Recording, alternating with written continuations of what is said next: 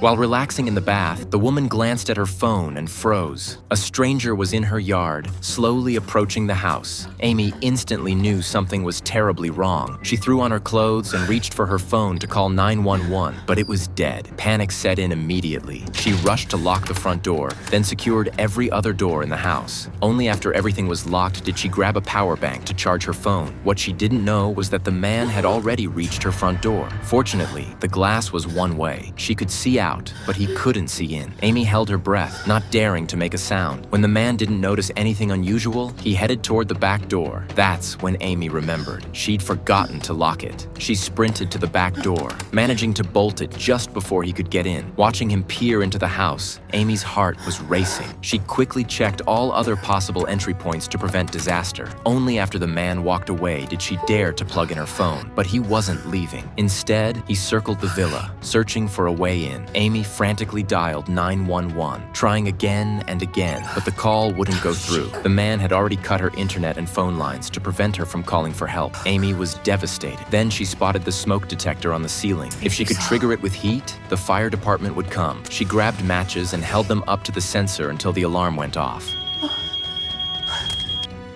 She thought the blaring sound would scare him away, but the man didn't even flinch. He simply pulled out a remote control and shut off the alarm. Before Amy could react, he started smashing the glass door. Just as it was about to shatter, the doorbell rang. It was the food delivery she'd ordered an hour ago. Amy ran to the second-floor balcony, desperately trying to signal the delivery driver to call the police. Come on. Get help. Wait, what? But he was too far away to understand what she was saying. Before he could figure it out, something terrible happened that left